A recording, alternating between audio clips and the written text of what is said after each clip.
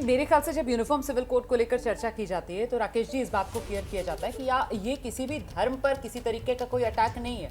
आपको पूरी आजादी रहेगी कि अगर मुसलमान। क्या आप अभी भी माता पिता बनने का सपना देख रहे हैं? अपोलो फर्टिलिटी के साथ अपनी माता पिता बनने का सपना पूरा करें। मुफ्त परामर्श के लिए 9953975611 पर कॉल करें। जो वो निकाह करता है तो वो निकाह ही करेगा, शादी अपनी वो निकाह के हिसाब से ही करेगा। जो हिंदू है वो 7 फेरे लेकर अगर विवाह के बंधन में बनते हैं तो जो विवाह की पद्धति है उसमें कोई बदलाव नहीं होगा, लेकिन एक जो सिमिलैरिटी है या एक यूनिफॉर्मिटी जो है वो लाने की कोशिश की जाएगी कि भाई कोई अपनी धर्म की आड़ लेकर और 4 शादियां कर रहा है तो इस तरीके की जो कुरीतियां हैं उस पर रोक लगे। और इसीलिए प्रधानमंत्री नरेंद्र मोदी की तरफ से शायद वो सेकुलर शब्द का इस्तेमाल किया गया है कि इसको सांप्रदायिक रंग मत दीजिए, ये आज हिंदुस्तान की जरूरत है। राकेश, कोई भी कानून परिवार और परंपरा को विखंडित नहीं करता।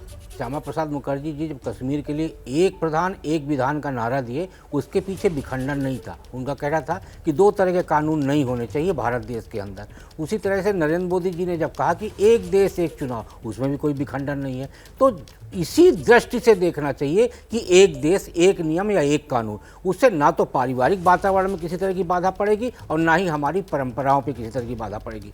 हम जिस परंपरा और जिस रीति से अपना काम कर रहे हैं करेंगे। आपने जो कहा बिल्कुल सही है कि ये कानून कुरीतियों पर अंकुश लगाएगा और वो कुरीतियाँ जो परिवार के अंदर ही समाज के और परिवार के व्यक्तियों को कहीं ना कहीं पीड़ा पहुँचाती हैं। तो एक नियम एक कानून बनने से वो कुरीतियाँ समाप्त होंगी और देश का वातावरण कहीं ना कहीं एक संभाव वाला तैयार हो। बिल्कुल दिबांग जी, धर्म के आधार पर देश को बांटने वाले कानून और ऐसे कानून, ऐसी कुरीतियां बल्कि कहनी चाहिए जिसकी ज्यादातर खमियाजा जो है वो इन धर्मों की महिलाओं को ही उठाना पड़ता है। क्योंकि आप चाहे शादी, चाहे तलाक या फिर विरासत, जिसको कवर किया जाएगा यूसीसी है, जिसके लिए आज प्रधानमंत्री नरेंद्र मोदी ने सेक्युलर सिविल कोड का जिक्र किया है, तो उससे कहीं ना कहीं अधिकार तो महिलाओं को ही मिलेगा।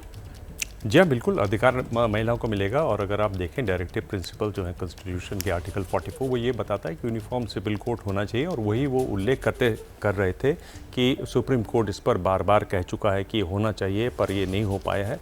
जाहिर है मामला बहुत ही सेंसिटिव है और इसमें सबसे बातचीत करके हल निकाले। पर मैं जो बात कहना चाह रहा था वो ये है, काफ़ी देर से आप मेरे पास आई, कि प्रधानमंत्री का जो भाषण था जिसमें उन्होंने रेप पर बात की, महिलाओं के खिलाफ अत्याचार पर बात की, अगर आपको ध्यान हो तो उनका जो सबसे पहला भाषण था 2014 में, उन्होंने तब भी ये कहा था कि सवाल पूछे जाते हैं लड़कियों से, सवाल पूछे जाने चाहिए लड़कों से।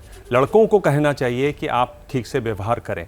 और इस पर जो सबसे बड़ा जो एक तरीके से मामला जब ये उठा निर्भया कांड वाला, अगर आप को ध्यान हो तो निर्भया ये वाला जो मामला उठा ये 2012 का मामला है।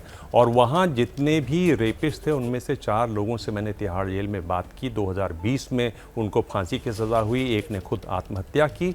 उस पर जो डॉक्यूमेंट्री बनी वो अभी तक बैन है भारत में। मेरे ख्याल से वो देखी जानी चाहिए, क्योंकि ये जो प्रधानमंत्री बात जो उन्होंने पहले भाषण में 2014 में कही कि लड़कों को सिखाने की ज़रूरत है, उस डॉक्यूमेंट्री में उन लड़कों से बातचीत है और किस मनस्थिति उनकी होती है वो समझ में आती है। और एक अच्छा रास्ता निकालने की जो कोशिश अगर गंभीर की जा रही है तो वो एक तरीके से निकल सकती है।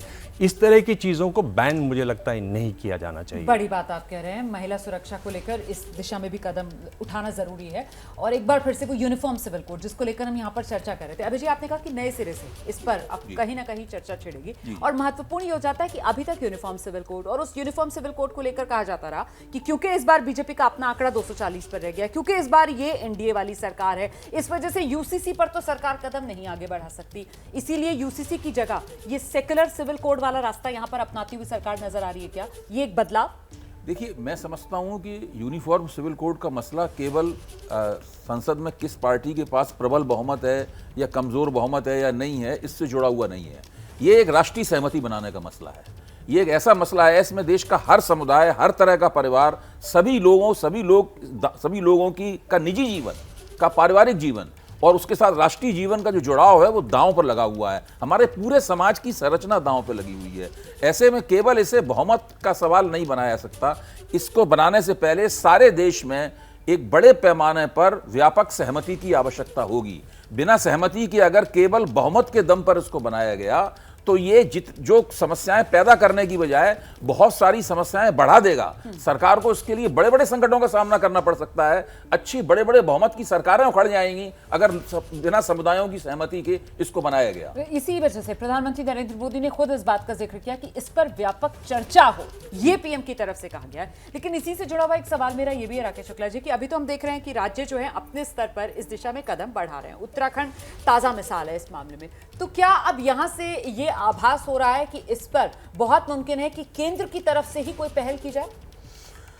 देखिए क्या है, उत्तराखंड सरकार की तरफ से कानून बनाया गया है। असम भी, हेमंत बिस्वा शर्मा जी भी उसको आगे बढ़ने की दिशा में अपना बयान दे चुके हैं और गोवा में पहले से है। हाँ। सबसे मूल बात यह है कि जहाँ तक बहुमत की बात अभय जी कर रहे हैं, सच्चाई है कि कई बार कुछ मामलों पे सख्ती लाना जरूरी है।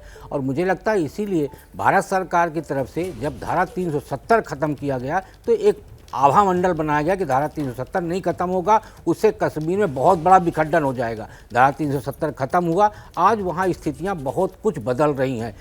3 तलाक के इशू पे भी कहा गया कि सर्वसम्मति बनाना चाहिए, विचार लाना चाहिए, ये करना चाहिए। लेकिन 3 तलाक खत्म होने के बाद आज मुझे लगता है उन नारी समाज से बात करिए जो इस पीड़ा से या तो गुजर चुकी है या जिनको इस बात की चिंता था कि आने वाली पीढ़ी भी इस पीड़ा से गुजर सकती है। लेकिन वो सख्ती के साथ कदम उठाया गया, उसका कानून बना और उसका प्रतिफल आज नहीं तो कल बेहतर दिखाई देगा। उसी तरह से समाज में एक कानून होने से बार बार जो आप एक बात उठा रहे हैं बिल्कुल सही है कि हमें कुरीतियों को नष्ट करना है और उन कुरीतियों को नष्ट करने के लिए कहीं ना कहीं हमें कठोर कदम उठाना चाहिए। लेकिन सर आपने यहाँ पर अनुच्छेद 370, आपने यहाँ पर 3 तलाक का जिक्र किया। नहीं भूलना चाहिए कि ये सब कब हुआ? 2019 में हुआ। तब बीजेपी के पास अपना बहुमत था, 303 सीटें, और आज हकीकत इससे बिल्कुल उलट है। 240 बीजेपी और एनडीए की ये सरकार है। और इसका हमने एक तरीके से, अब मुझे पता नहीं अगर इसे सीधे तौर पर खमियाजा कहा जाना चाहिए या नहीं, लेकिन वक्फ